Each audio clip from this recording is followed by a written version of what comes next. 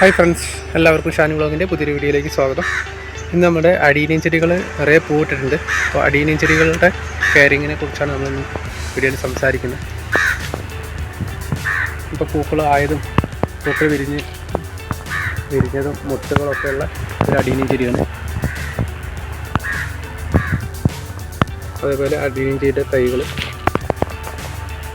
അഡീനിയത്തിൻ്റെ മറ്റ് വെറൈറ്റികളാണ്. ഇപ്പോൾ എല്ലാത്തിനും പൂക്കൾ വന്നു തുടങ്ങിയിട്ടുണ്ട്. ഏകദേശം ഡിസംബർ ആകുമ്പോഴേക്കും അഡീനിയം ചെടിയുടെ ഇലകളൊക്കെ കൊഴിഞ്ഞ് പുതിയ ഇലകളൊക്കെ വന്ന് പൂമുട്ടുകളൊക്കെ ആയിട്ട് വിരിയാണ് ചെയ്യുക. ചില സമയത്ത് അഡീനിയം ചെടികളിൽ ഇലകളൊക്കെ മഞ്ഞ നിറത്തിലേക്ക് മാറി കൊഴിഞ്ഞു പോവുക ചെയ്യും. അത് സ്വാഭാവികമായിട്ട് ഡിസംബർ മാസമൊക്കെ ആ രീതിയിൽ കൊഴിയും. അല്ലാത്ത സമയത്തൊക്കെ മഞ്ഞ നിറത്തിലായിട്ട് കൊഴിയുന്ന ഒരവസ്ഥ ഉണ്ടെങ്കിൽ അത് നമ്മൾ ശ്രദ്ധിച്ച് അതിനുള്ള പ്രതിവിധികളൊക്കെ കണ്ടെത്തേണ്ടതാണ്. അഡീനിയം ചെടിയുടെ ഇലകൾ കൊഴിയുന്നുണ്ടെങ്കിൽ ഒന്നുകിൽ അതിൻ്റെ ഓവർ വാട്ടറിങ് ചെയ്ത് വെള്ളം കെട്ടി നിൽക്കുന്ന അവസ്ഥയിൽ അതിൻ്റെ ചുവട് ചീഞ്ഞിട്ടൊക്കെ അഡീനിയം ചെടിയുടെ ഇലകൾ മഞ്ഞ നിറത്തിലായി കൊഴിഞ്ഞു പോകാറുണ്ട്. ഇല്ലെങ്കിൽ നല്ല വെയിലത്ത് വെച്ചിട്ട് നമ്മൾ തീരെ നനയ്ക്കാത്തൊരവസ്ഥയിൽ ആ ഒരു രീതിയിൽ മഞ്ഞ നിറത്തിലേക്ക് മാറും. മറ്റൊരു സ്വാഭാവികമായിട്ട് കൊഴിയുന്ന ഒരു സമയം ഡിസംബർ മാസമാണ്.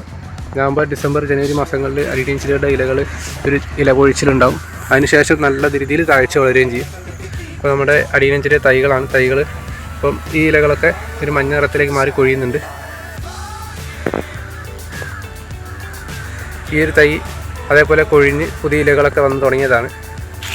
അപ്പോൾ അത്തരത്തിൽ ഉള്ള ഒരു കൊഴിച്ചിൽ നമ്മൾ സ്വാഭാവികമായ രീതിയിൽ അഡീനിയം ചെടിയുടെ വളർച്ച തന്നെയാണ്. ചെറിയ തൈകളൊക്കെ അത്യാവശ്യം ഹെൽത്തി ആയിട്ട് വളർന്നു വരുന്നുണ്ട്. അപ്പോൾ അതൊന്ന് റിപ്പോർട്ട് ചെയ്യാൻ സമയമാകുമ്പോൾ റിപ്പോർട്ട് ചെയ്യാനുള്ളതാണ്.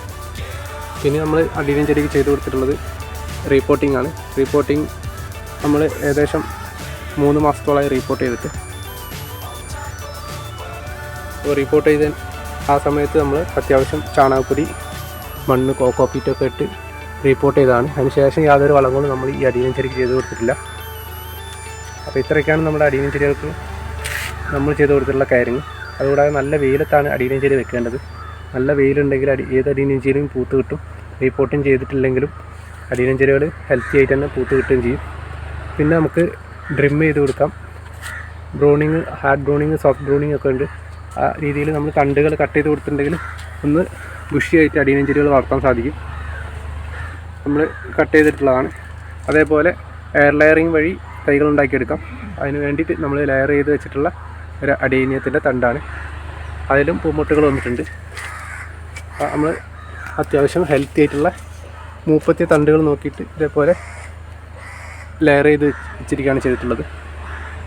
അപ്പോൾ ഈ ഒരു ചെടി നമ്മൾ അങ്ങനെ എയർ ലെയറിങ് വഴി വളർത്തിയെടുത്ത ചെടിയാണ്. നേരത്തെ കണ്ട ഒരു പ്ലാന്റിൽ നിന്ന് നമ്മൾ വളർത്തിയെടുത്തിട്ടുള്ള ചെടിയായിരുന്നു.